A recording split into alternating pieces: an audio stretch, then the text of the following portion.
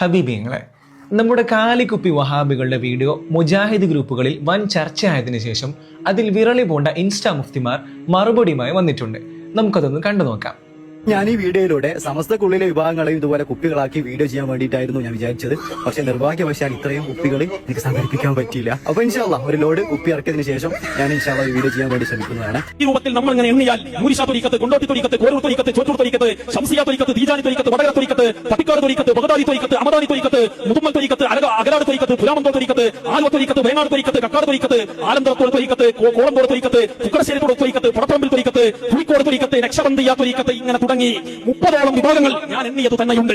അപ്പോൾ ഭിന്നിപ്പാണ് ഒരു പ്രസ്ഥാനത്തിന്റെ ഒരു സംഘടനയുടെ അധപ്പതനത്തിന് കാരണമെങ്കിൽ കേരളത്തിൽ ആദ്യമായി അധപ്പതിച്ചു എന്ന് സ്വന്തം വിശേഷിപ്പിക്കേണ്ടി വരിക സമസ്തയാണ് എന്ന തിരിച്ചറിവ്. നമ്മുടെ ഫ്രീക്ക് മുഫ്തി ഫർഹാൻ കായക്കൊടി എണ്ണിയ ആ ഗ്രൂപ്പുകളുടെ സ്ക്രീൻഷോട്ട് ശരിക്കൊന്ന് വായിച്ചു നോക്കിയാൽ മനസ്സിലാവും ഇവർ പറയുന്നത് എത്രത്തോളം വിഡ്ഢിത്തരമാണെന്ന്. ഇതൊക്കെ സുന്നികളിലെ ഗ്രൂപ്പുകളാണെന്ന് പറയാനുള്ള തൊലിക്കട്ടി അപാരം തന്നെ. ഇവരുടെ വിവരം ഇത്രയാണെങ്കിൽ ആ വീഡിയോയുടെ താഴെ പോയി തിജ്ജ് കമന്റ് ഇടുന്ന ഫാൻസുകളുടെ നിലവാരം എത്രയാണെന്ന് പ്രത്യേകം പറയേണ്ടതില്ലല്ലോ. ഷാഫി, ഹനഫി, മാലിക്കി, ഹംബലി, അഷ്അരി, മാതുരീദി എന്നിവയൊക്കെ എന്താണെന്ന് തിരിയണമെങ്കിൽ ഈണത്തിൽ വയല് പറഞ്ഞ് ആളുകളെ പേപ്പിക്കുന്ന ഹുസൈൻ സലഫിയോടും മേലോട്ട് റോക്കറ്റ് വിട്ട് എയറിൽ കയറുന്ന ബാലുകാക്കാനോടും എന്റെ സ്വന്തം നാട്ടുകാരനായ ബാലുകാക്കാനോടും ഒന്ന് പോയി ചോദിച്ചാൽ മതി. അവര് പറഞ്ഞു തരും സുന്നികളിലെ ഗ്രൂപ്പുകൾ എന്താണ്, ആത്മീയ സരണികൾ എന്താണ്, മദ്ഹബുകൾ എന്താണ് എന്നൊക്കെ. പിന്നെ ഒരു കാര്യം, സമസ്തയിൽ സംഘടനാ അഭിപ്രായ വ്യത്യാസങ്ങൾ കാരണം ഗ്രൂപ്പുകളും അതിന്റെ പേരിൽ തർക്കങ്ങളും ഉണ്ടായിട്ടുണ്ട്.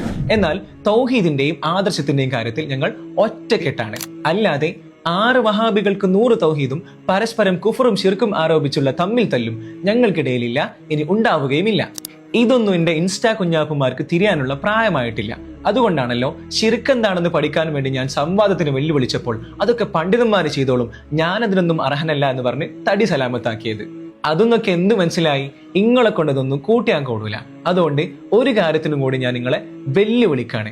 ഹർക്കത്തില്ലാത്ത ബുഹാരിയോ മുസ്ലിമോ പോലെയുള്ള ഏതെങ്കിലും ഒരു കിതാബ് 1/2 പേജെങ്കിലും ശരിയായി വായിച്ച് അർത്ഥം വെക്കാൻ ധൈര്യമുള്ള കുപ്പി വഹാബികൾ ഇൻസ്റ്റാ മുഫ്തിമാരുണ്ടെങ്കിൽ ഇവിടെ കമോൺ, നമുക്കൊരു കൈ നോക്കി നോക്കാം.